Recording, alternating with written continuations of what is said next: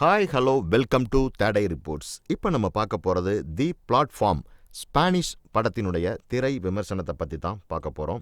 இந்த திரைப்படம் ஒரு சோசியல் சயின்ஸ் ஃபிக்ஷன் ஹாரர் ஃபிலிம்னு நம்ம சொல்லலாம். இந்த திரைப்படத்தை டைரக்ட் பண்ணியிருக்கிறது கிளாடர் கேட்ஸ்லியூ உட்டிலா. இந்த படத்துக்கு இவன் மெசேஜ் அஸ் கோங்கா நடிச்சிருக்கிறாங்க, ஜோரியன் ஈகுலர் அஸ் ட்ரிமாகோசா நடிச்சிருக்கிறாரு அண்ட் ஆண்டோனியா சான் இமோகுரியா நடிச்சிருக்கிறாங்க. வாங்க இப்போ இந்த திரைப்படம் எப்படி இருக்குன்னு பார்க்கலாம்.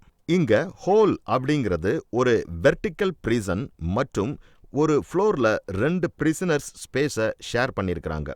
இப்போ இது நடுவுல ஒரு பெரிய ஹோல் இருக்குதுங்க. இதுல தான் ஒரு பிளாட்ஃபார்முக்கு டாப் செஃப் ரெடி பண்ண சாப்பாடு கொடுக்குறாரு. இதில் இங்கே சாப்பாடை ரெடி பண்ணி இந்த டாப் செஃப்ஸ் இந்த இடத்துல வைப்பாங்க. ஸோ இது டாப் ஃப்ளோருக்கு கீழே இருக்கக்கூடிய ஃப்ளோர் வரைக்கும் வரும். இந்த பிளாட்ஃபார்ம் மொத்தமாக 2 நிமிஷம் தாங்க நிற்கும். அண்ட் அந்த பிரிசனர்ஸ் அதுக்குள்ள எவ்வளவு சாப்பிடணுமோ அவ்வளவு சாப்பிட்டுக்கணும். மற்றும் அவங்க எதையுமே எடுத்து பேக்கப் மாதிரி வச்சுக்க கூடாது. இப்போ இது மேலிருந்து கீழே வர்றதுனால கீழே இருக்கிறவங்களுக்கு லிஃப்ட் ஓவர்ஸ் தான் நமக்கு கண்டிப்பாக கிடைக்கும். இதனாலேயே கீழே இருக்கிற பிரிசனர்ஸ் எல்லாமே ரொம்ப நாள் சாப்பாடே இல்லாமல் ரொம்ப ஒரு டயர்டான மாதிரி ஆயிடுறாங்க. இந்த கதை இந்த மாதிரி ஒரு ஸ்ட்ராண்ட் அண்டு ஃபியூரியாஸ்டிக்கான பிரிசனை பற்றி தான் சொல்கிறாங்க. கோரிங் ஸ்மோக்கிங்கை விடணும் அப்படின்னு சொல்கிறாங்க. வாலண்டியராக உள்ளே மாட்டிக்கிறாரு. இவருடைய ஃபர்ஸ்ட் செல்மேட், அதாவது 48வது ஃப்ளோரில் இருக்கக்கூடிய ட்ரிமாகாசி இவருக்கு இந்த பிரிசன்ட் மற்றும் இதில் வரக்கூடிய அந்த சாப்பாடு பிளாட்ஃபார்மை பற்றி எல்லாமே சொல்கிறாருங்க. இந்த கதையில் ஏகப்பட்ட ட்விஸ்ட்டை வச்சு பார்க்குற ஆடியன்ஸ் அப்படியே சர்ப்ரைஸ் பண்ணியிருக்காங்கன்னு தான் நம்ம சொல்லணும். இந்த ஸ்டோரி போக போக எப்படி இருக்குது அப்படின்னு பார்த்தோம்னா, இந்த செல்மேட்ஸ் எல்லாமே மாதம் ஒரு ஃப்ளோருக்கு போவாங்க. அதாவது யாரும் நிரந்தரமாக மேலே இருக்கிற ஃப்ளோர்லையும் இருக்கவே மாட்டாங்க அண்ட் கீழேயும் நிரந்தரமாக கீழே இருக்க ஃப்ளோரில் இருக்க மாட்டாங்க.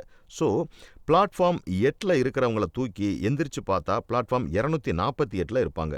ஸோ கீழே இருக்கிறவங்களுக்கு சாப்பாடு இல்லாமல் கேனிபல்ஸாக மாறிடுறாங்க. இல்லைன்னா மற்ற செல்மேட்ஸ் கிட்ட இருந்து தன்னை காப்பாற்றிக்கிறாங்க. இந்த மாதிரி கதை போய்கிட்டு இருக்குங்க. இப்படி இருக்கக்கூடிய சூழ்நிலையில் இது எல்லாமே பிரிசனர்ஸ் செல்லுக்குள்ளே நடக்கக்கூடிய நிகழ்ச்சிகள் எல்லாமே ரொம்ப அழகாக காமிச்சிருக்கிறாங்க அப்படின்னு தான் சொல்லணும். மேலும் கீழ் ஃப்ளோரில் இருக்கக்கூடிய இனிமேட்ஸ் உடைய பிஹேவியர் ரொம்ப சேஞ்ச் ஆகிடுது ஒன்ஸ் அவங்க மேலே இருக்கிற ஃப்ளோருக்கு போனதுக்கப்புறம். இல்லை அப்படின்னா அவங்க ரொம்ப மோசமான சூழ்நிலைக்கு தள்ளப்படுறாங்க. இல்லாத ஒரு விஷயம் இப்போ அவங்களுக்கு கிடைக்கிறதுனால ரொம்ப கிரீடியாகவும் மாறிடுறாங்க. இதனால் தேவைக்கு மேலே ரொம்ப எடுத்துக்கிறாங்க. ஏன்னா எப்போ அவங்க கீழே போவாங்கன்னு அவங்களுக்கே தெரியாது. அதனால் வரக்கூடிய ஃபுட் எல்லாமே அளவுக்கு அதிகமாகவே சாப்பிட்றாங்க.